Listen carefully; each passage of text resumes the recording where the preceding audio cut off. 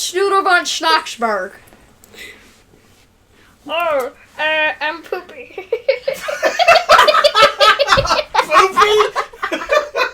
I don't know. That's not even a 3-year-old will come up with. I'm Stitch.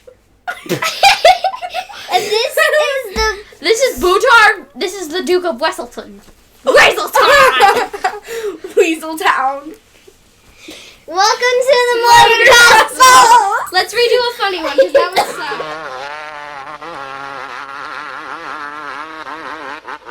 Hello, it's Tony Blazer, back with another video for the Motocross Vault. And what this one's going to cover is the history of one of the most iconic gear brands in the sport, ONeal Racing.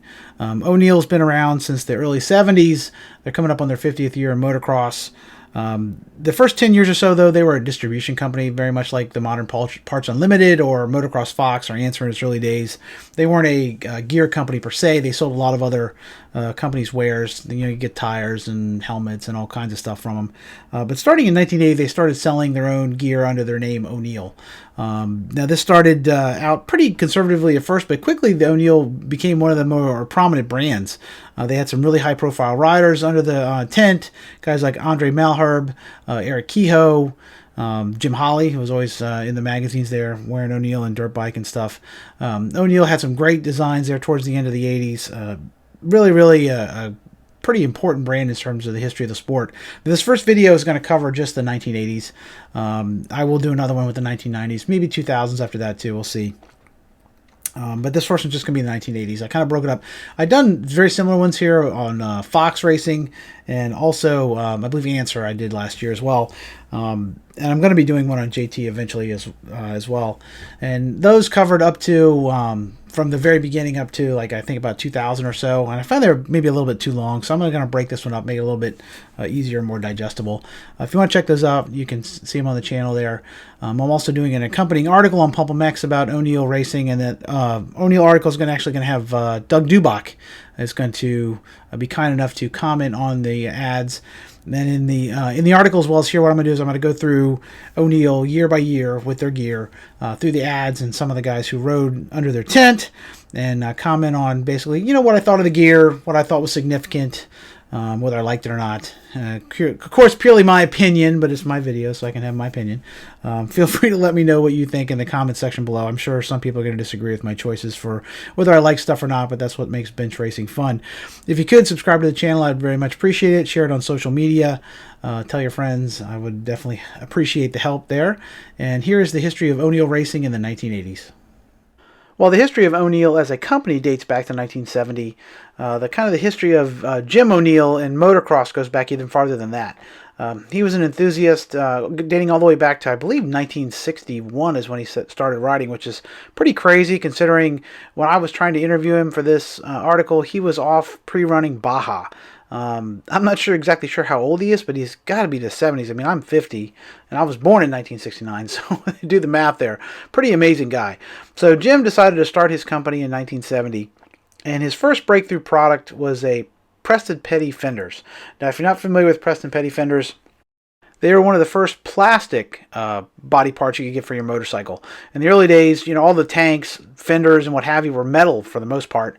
Every now and again, like on a Rickman or something, you might see fiberglass. But neither one of those materials was particularly conducive to crashes. They worked fine on a street bike, but a dirt bike that gets dropped all the time, the fender is going to get bent or jammed underneath the tire or just break altogether if it was fiberglass.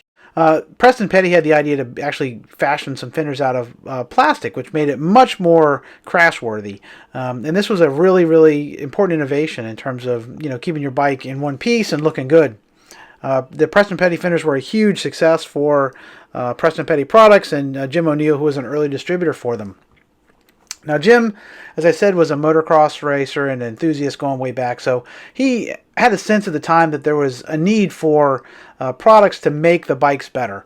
These early bikes had a lot of issues. You know, the bodywork was fragile, the electricals weren't great, suspension was pretty crappy, and in the 70s, basically the aftermarket was out there to try and sell anything in the world that would make your bike better. They even had complete frame kits for the TM400s and other bikes where you basically take your engine and just stick it in a completely different frame. So this was a really great market for aftermarket, and companies like, Motocross Fox, DG, ONeal, distributing, they basically took advantage of this and made a name for themselves selling all manner of aftermarket stuff during this kind of crazy go-go era of the 70s when the sport was exploding. Now, towards the end of the 70s, Jim had the idea to start kind of trying expanding his portfolio somewhat with some gear and things that were, branded as ONeal. They had some work with some helmet companies to help with the styling and some initial designs, and they actually worked with Axo Sport, which was at the time actually I think it was just Axo at the time, was an Italian boot company. And really didn't have any presence here in the U.S. at that point. And Jim worked with Axo to kind of bring those Italian boots here to the U.S. And this early first version of the Axo boot was distributed jointly between ONeal and Motocross Fox. So you could actually get them in a Motocross Fox version or an ONeal version if you wanted. Not a great looking boot in my opinion. In fact, I think it's pretty hideous. But this was one of the first products that they offered under the ONeal name. In 1980, ONeal offered its first pant as well. Now, this was a new pant that was actually built by a company called Griff's. Now, if you're not familiar with Griff's, and you're probably not unless you're a super moto nerd like myself, Griff's was a company that actually produced a lot of pants in the late 70s and early 80s. They were a company actually that was one of the pioneers that brought in the change from leather to nylon. Griff's was started by a man by the name of Stanley Aaron, who had, excuse me, who had developed a patent on several ideas for electrically heated apparel and huntsman stuff in his native Connecticut in the early 70s. And he had an idea that maybe leather wasn't the best construction material for motocross pants. It made a lot of sense on things like street bikes and things where you're going to be crashing on asphalt. But in a place where motocross takes place, where you got a lot of mud and dirt and particularly heat too, in places in America in particular where, you have a lot of hotter climates that aren't as common in Europe, the leather pants can be pretty heavy and pretty, hot to wear in the summer. Now, so he actually found a material by the name of Cordura, I believe is how you say it, which was built by DuPont. And it was a high-strength nylon that he thought would be perfect for use in motocross pants. Now, initially, this transition had been met with a lot of pushback from the industry, where the leather pant manufacturers had a lot of pull with the AMA board, and they actually said that the Griff's pants were not safe. They weren't as fire retardant as leather at the time. But eventually, the AMA came around to it, and Griff's would introduce a line of nylon pants. They would actually produce pants for Honda, Kawasaki, Yamaha, all of their OEM branded gear, as well as they would do early versions for Motocross Fox, Answer, and ONeal. Now, this first ONeal pant was called the Ultralight, and it was, like quite a decent-looking pant, I guess you could say. It wasn't much different than what the Griff's version was. This was kind of the first stuff that you'd see. And looking through all these ads, this 1980 ad here is the first one I found that actually mentions the ad, their gear specifically here. It has a whole Donnie Hansen, who was not yet a Supercross champion in 1980, and privateer Jim Hawley. Now, personally, I think this early ONeal stuff is pretty good looking. Here we have Jim Hawley on the 1980 YZ125. Now, Jim was a staple of ONeal all throughout the 80s and 90s. Being a test rider for a dirt bike, he was always modeling the latest ONeal stuff, and it had to be a huge help for them. It probably actually sold more ONeal gear than sponsoring any top pro would have done. He certainly got more photos in the magazines than you would have got if you'd stuck Dave Bailey in this thing or something. But Jim was an awesome rider in the 80s, and like I said, when I think of ONeal in the 80s, I kind of think of Jim Hawley. Now, this gear here is pretty good looking stuff. Like I said, it's nothing groundbreaking or anything. Pretty much in 1980-81, most of the gear is going to be color-coded to the motorcycles, although this gentleman here is making the bold choice to go with a red pair of pants on his Kawasaki. Like I said, it wasn't going to be too groundbreaking overall, but this one here in the cover of Dirt Bike, this is an interesting color. I'm not too much onto the baby blue, and you can see it's kind of cool. He looks like he just stuck a pair of ONeal stickers on some M. Robert boots. These were boots that were a plastic boot that kind of was a Scott boot competitor. You've seen a lot of the early ads that M. Robert was one of the products that ONeal was pushing along with the Axo Sport. I guess they had both those boots available. The M. Robert boots were about, I think, $30 less. So in modern, I did the math on it, and it's a pair of those boots would have set you back $335 in modern money, and then the AXO ones are almost $500 by 2019 dollars, so they were not cheap back then. Those pants, by the way, this first version of the pants, they were in today's money, they were about $240, so they were not cheap by any means. It's kind of amazing that we afforded this stuff back then. When in high school, I had no money, so buying a pair of pants, was a huge amount of money. If you were going to get like some top flight ones like this. Again, this baby blue, kind of a strange color combo, but in general, this was some pretty good looking stuff in 1980 and 81. Next up, we have an ad for the 1981 ONeal Ultralight Pants. That made me think a little bit of the classic Calvin Klein ad with Brooke Shields, where she talks about the only thing that comes between her and her Calvins is nothing. And if you look at both these ONeal pants and those jeans, that's probably true. There's not much room in there for anything. But this was the style in 1981.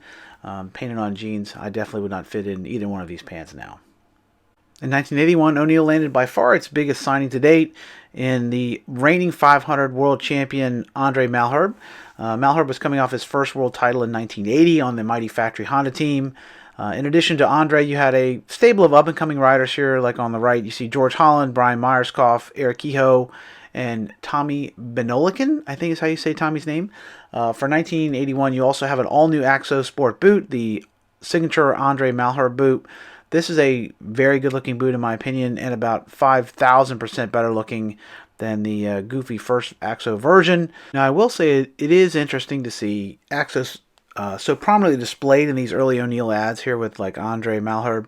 When you consider that AXO Sport USA would be coming on the scene in a couple of years, 84 I believe, they would become a direct competitor to ONeal, but at this point they're still one big happy family. And actually I think Jim Hale, the guy who started AXO Sport USA, famously in Mechanics Roy later, was actually an ONeal employee at this point. He was working for ONeal, and he had the idea to kind of expand into his own brand. I think he actually approached Yoko first, if I remember right, when I was doing my AXO Sport research, and ended up going with AXO in the end. But like I said, at this point, they're still one big happy family, and AXO Sport is a big part of ONeal's distribution network. For 1982, we get an all-new ultralight boot. This is not an attractive boot in my opinion. I realize times change and fashion changes, but I don't think I would have liked this much in 1982. To be honest, I don't remember it. But it looks pretty hideous to me. It would have been great for a stormtrooper to wear. Now, it did cost a little bit less. It was $139 retail. So at the time, the AXO Malheur boots were $159. So it was, significantly less expensive. But in terms of styling, I think the AXO version is like 1,000% better looking. But I actually didn't wear either one of these. I was just kind of, motocross really on my periphery at this point in the early 80s. So wasn't super into this stuff. The gear here is pretty good looking overall. None of it is particularly groundbreaking. I do like the big red H that the Honda gear had at the time. It is interesting. You see in the early 80s here, most of the gear is actually branded by the manufacturer, with the name on it. They do offer a ONeal pants with just ONeal on the side, but it was real popular to run, Suzuki or Honda or Kawasaki or something on the gear. Later in the 80s, the manufacturer would end up cracking down on this and make them take the name off unless they're going to pay a licensing fee. I always thought that was kind of a double-edged sword. It's great for them to have their name on there, but you think having a bunch of guys, wearing the name of your corporation on their pants would be good advertising. But in any case, it's all about money. So this ONeal jersey here, the ultralight jersey, okay, none of these are, other than the Honda one, really I think is awesome. But like I said, this stuff is not groundbreaking anyway to me. It's not bad, but it's not great either. For 1983, the big news at ONeal was the signing of 1982 AMA National 500 champion Darryl Schultz to the team. Unfortunately, Schultz ended up retiring this year. I actually don't think he even raced in ONeal anywhere. I don't think he rode any nationals this year. I don't remember exactly what caused it, but I know it was some injury problems that caused him to retire. So ONeal got to use him in ads, but he wasn't on the track that year. Now, one thing I will say that's really cool about ONeal, one of the things actually that Jim told me was kind of get them kind of made a name for them was they offered jersey lettering and stuff like as far back as like 1974, which is pretty crazy. You could actually get them to do a custom name and jersey and even sponsorship logos in the early 70s. And even in 1983 here, I don't remember anybody else offering this.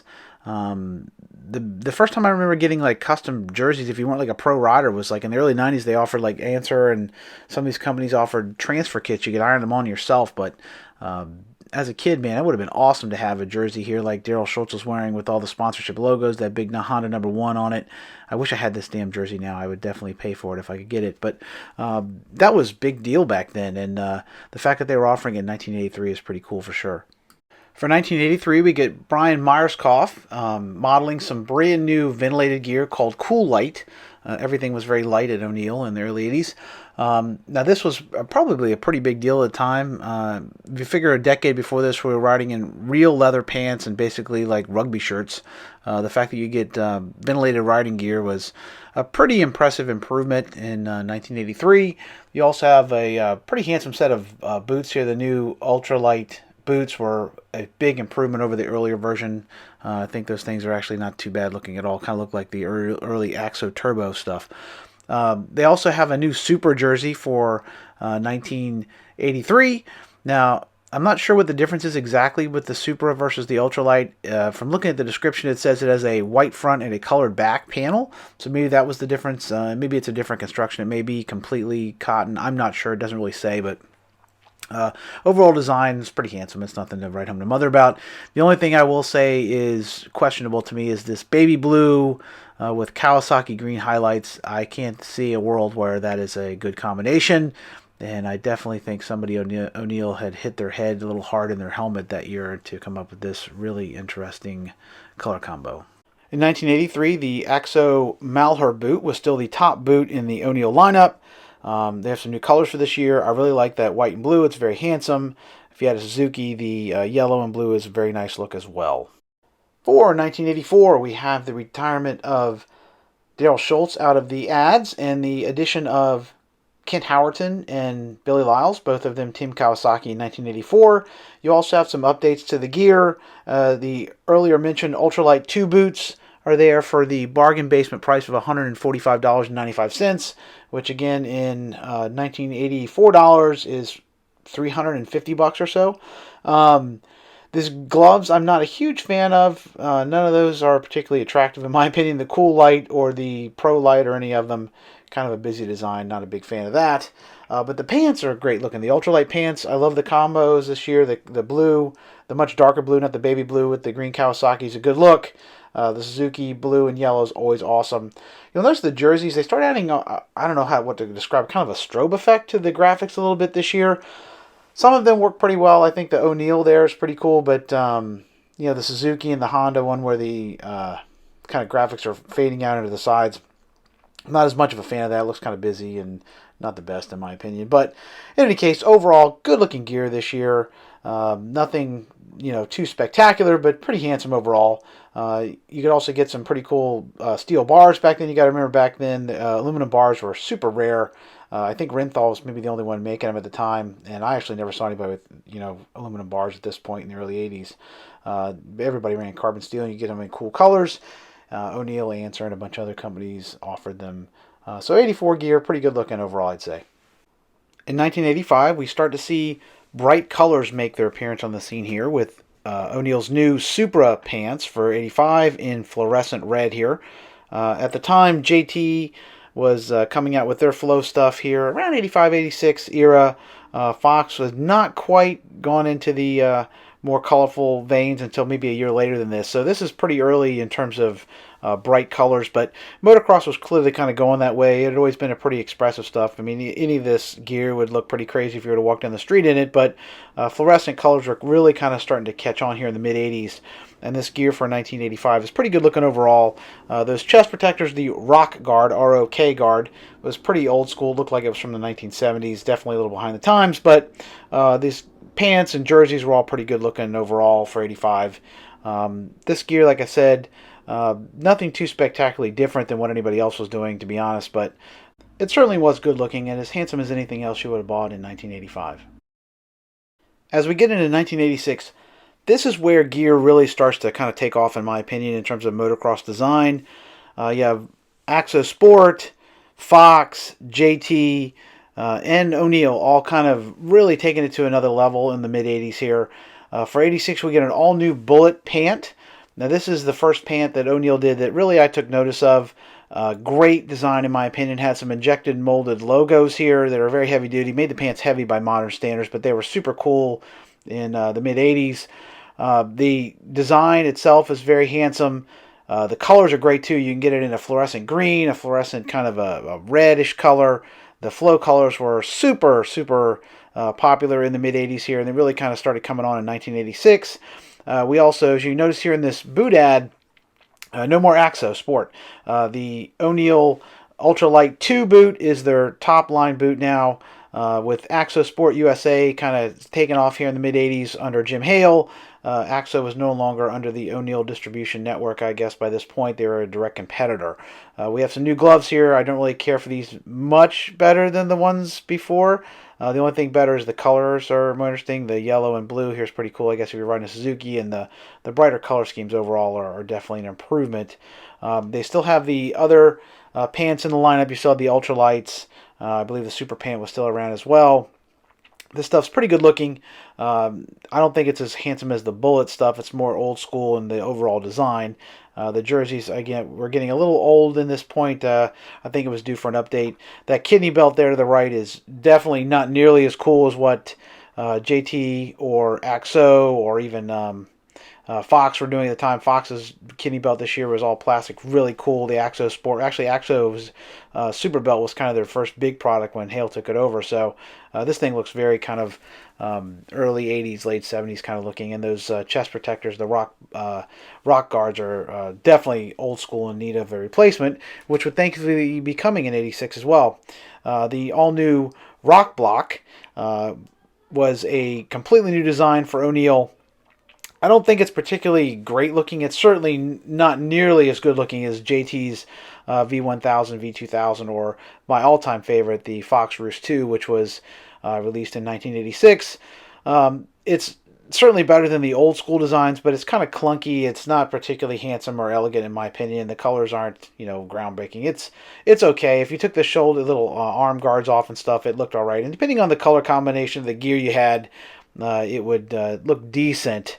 But again, the Roost 2 was like the Ferrari, in my opinion, and then maybe the JT was the Lamborghini, and this is more like a Porsche 914. I don't know how many people were still running open-faced helmets in 1986, although Kehoe was one of them.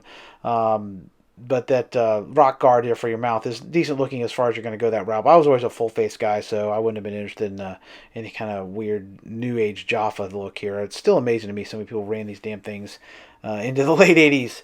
Clearly, dental bills weren't a concern then. For 1987, we get more new goodies in the form of ONeal's brand new Bullet jersey to go with your Bullet pants. In my opinion, this is one of ONeal's best overall designs. This logo, as you can see, is very reminiscent of the one on the Crackle gear I was wearing in the retro gear I was wearing in the opening. Very, very handsome stuff. It is hard to say that it's not a little bit reminiscent of the Axo Super Plus at this time, which were using a very similar kind of color palette and also the multi-panel design. But whether this is just coincidental or it was imitation, it doesn't really matter. This was just a great overall look, in my opinion. Looks really good with the Bullet pants. They added a new, really bright kind of a purpley pink color here in the upper right. Also, they added some brighter greens. Really good looking stuff for 1987. The Rock Block looked basically the same. It was still pretty boring overall, I would say, but definitely a really, really handsome jersey for 1987 here with the new Bullet stuff. For 1987, the Ultralight jerseys were a mix of old and new. They did get the new logo, which looks awesome. Definitely a huge improvement, in my opinion, over the old design. I like the new color combo out of the pink and the blue to the ONeal logo one. The rest of these, though, are kind of moldy oldies. They look like they came right out of 1983, including the Malheur jersey, which is maybe from 1981 or 2. I don't know. Like I said, any of these would have probably not been my choice other than the new ONeal logoed ones. But if you went with this, the new bullet pants with the ultralight jersey with the new logo, it was a really good look overall. Well, we all know how Americans love their ammo, so for 1987, ONeal added a few more bullets to the chamber with the all-new bullet glove and the all-new bullet boots. Now, the bullet glove here is interesting in that this is the first glove I recall seeing with this kind of a biofoam top. The max protection look is completely out of style these days. Basically, nobody has any protection at all in their gloves. They're more or less like surgical gloves. They're just stick to your hand and nothing much there. But in the mid-'80s, plastic protection was pretty big, and Axo Sport had been kind of pioneering that with their Series 29 gloves, and then Fox had come out with a kind of an Axo knockoff. JT had their Flex On gloves, and this was basically ONeal's answer to that full protection look. They were the first one to go with this kind of biofoam look, though. I think Cinesalo came out with something similar a little bit after this, but it was definitely very unique. I don't know how well it ventilated. I never actually had a pair of these gloves. I was kind of a Fox paw protector guy at the time. They were interesting. They're certainly better looking than anything ONeal had offered up to this point. But again, I don't know how comfortable they were to wear or anything like that. Now, the new bullet boots for 1987 are a pretty fresh look. They're certainly more up-to-date than anything they'd offered up to this point. I never really cared for the look of the logo at the top, and the shin plate always looked very wide to me. Definitely not my favorite look. They're similar to Axo's turbos at the time, but the general appearance is not as attractive to me. Again, ONeal had their own boots at this point. Axo Sport was no longer being marketed by them. $164. Pretty reasonable in today's money. That was a pretty expensive boot back then. It was probably $300. But of course, if you go with a high-end boot now, you're going to spend $500 or $600 if you go crazy with the top line thing. So this was their number one boot. You'll see that they're still using a little bit of Velcro for the top, but it has real buckles at the bottom. Always funny to me how Velcro was like the thing in the 90s or in the 80s. I had Velcro sneakers. I think most kids did. The Velcro did make it much easier to get the boots on and off, but clearly it wasn't the most secure. In a sport where you got mud and also the crap that could get in there, maybe it didn't give it the most secure latch, but it was very convenient. Again, not the best boots in my opinion in terms of appearance, but I never had a set, so it's hard for me to comment on how comfortable they were or how well they worked. In 1987, if you're on a budget, and I certainly was, you could still get the ultralight pants. They were roughly a third less expensive than the bullet pants, although they were at least half as attractive. So you figure out if the value proposition made sense to you. About the only one of these I would even consider wanting is maybe the red-blue at the upper right or the yellow and blue Suzuki at the bottom. But overall, these things look like they're stuck in 1984. Definitely would not have been my choice then. In fact, in 87, I bought a pair of the new Thor Viking line, which now looks a little cheeseball, but at the time I loved the fact that they were this kind of satiny Takacell, very shiny material, and they really popped in pink and blue, and it was the 80s, so I had to be colorful. So in any case, if you're on a budget, you could go this route. It wouldn't have been my first choice, though, in 87 for sure. After a major revamp in 87, ONeal was pretty content to leave the status quo for 1988. The bullet gear was back. Really not much changed. Really the only update was a addition of a vented version of the bullet jersey. This is still some great looking stuff. It's kind of interesting though to me that the gear companies a lot of times are willing to stand a lot more pat with this stuff, it seems like, than they do now. It seems like they revise stuff a lot more regularly. You might see gear even get revised for the fall line, a spring line, or whatever else. And ONeal kept this bullet stuff in their lineup more or less unchanged for about 3 or 4 years. But that being said, it was really good looking to begin with, so it certainly held up. It didn't look stale in 88 or 89 by any means. Especially here, like the stuff Dubach's wearing, the stuff here with Eric Kehoe, really good look. Even looks to go with those boots there. I like this kind of a powder blue with the yellow. Suzuki look always was really great, and Eric had some amazing helmets there in the late 80s. Love that stuff. The bullet boots were back. No major changes for 1988. Same thing with the rock block. Could have used some new colors in my opinion. We'd have to wait a couple more years for that. I think around 1990 they started adding a little more color in there. There's Jim Hawley on the Mighty 490. You still had the same glove lineup. The only one that are even halfway remotely decent looking though is the the bullet gloves. The other ones are still from 1984 and still ugly. You do get a new kidney belt this year. You get a new bullet kidney belt, which is not plastic. It's got that kind of biofoam thing they did with the gloves, but it's a lot more modern looking, certainly more handsome than the old style stuff. Overall, 88, like I said, was kind of a, holding in place kind of year, but still the gear was great looking and by no means stale. For 1989, ONeal was back with only one major new addition, the all-new Ozone pants, which you can see here with Motocross Action testing the KTM 500. Now this has to be a reaction, I'm thinking, to the very popular print designs that JT Racing and Fox was putting out at this time. JT had come out with the Bad Bones gear. They also had like some little heads. I don't know what the heck, I can't remember what they called those. They had the Dalmatian gear. They had a lot of really interesting print designs in 88 and 89. And Fox had come out in late to mid 88, I guess over the summer, with a design, the zebra print, which was incredibly popular. They also had like a pattern where you could get polka dots and some other different interesting print designs. And that stuff had taken off like gangbusters. Now, I assume that ONeal had seen the writing on the wall and needed to come out with something a little more bold. So this Ozone, I'm thinking, was their attempt at that. I just thought it was busy and ugly. Pretty terrible in my opinion. You could get it in aqua or pink. Neither one was particularly pretty. I mean, from 10 feet away, it just looks like you have a bunch of bugs on your jersey and your pants. So I'm not sure what the thinking was there. Definitely not one of my favorites. I never saw anybody actually wearing this gear. I have no idea if they sold more than 5 pairs of it, but it was certainly different. Now, the one thing that was new that I did like for 1989 was a new pair of pants in the Aqua Flow Pink, which has one leg that's blue and one leg that's pink. Now that is pretty cool. It kind of reminiscent of what Fox was doing back in 86 with Rick Johnson's gear. That I did like. Otherwise, the rest of the stuff was very, very kind of, derivative of what they had the year before. Really no major changes in terms of looks or designs for 1989 across the line. The gloves, the boots, the chest protector, pretty much everything was status quo. Not any major changes. Now, like I said, the pink and the blue here, like the Rich Taylor's wearing on the KX500, still a really good-looking pair of pants, but it was not nearly as kind of cutting edge, I would say, as what Fox was doing at the time. And even Axo Sport was really coming on at this point. So ONeal, if they're going to keep up, we're going to have to step up their game a little bit, I think, going into the 1990s. All right, so there we have it. That's the first installment of ONeal motocross gear history.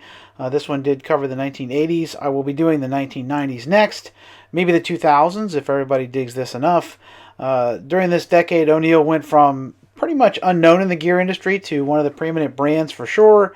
Certainly trendsetter in some ways, and offering some of the nicest looking gear. Maybe not the most bold at times, maybe not as cutting edge in terms of overall design as the stuff some of the other people were doing, but certainly really good looking stuff, and stuff I'd be proud to wear even today for sure. If you like this sort of thing, make sure you check out the other videos I've done. I've done one on Fox Racing. I also did one on the history of Axo Sport America. If you're looking for my classic races, I've moved all those to a new channel, the Motocross Race Vault. You can find all them. I've got, I don't know, probably a couple hundred up. I have a couple hundred more at least to go. I'm slowly uploading them to the channel. If you want to leave me a comment or a question, please feel free to do it in the section below, or you can tweet me or hit me up on Instagram, and the handle is @TonyBlazer. That's TonyBlazier. I definitely read the comments. I will respond. I try to at least respond to most of them. In the meantime, if you want to check out some of the articles I've written on Pulp MX, I have more of, 150 or so of there, covering all sorts of classic motocross stuff. So if you're into classic moto, make sure you check out the stuff I do there. I certainly appreciate it. Appreciate all the support. And until we meet again, keep the rubber side down. Peace.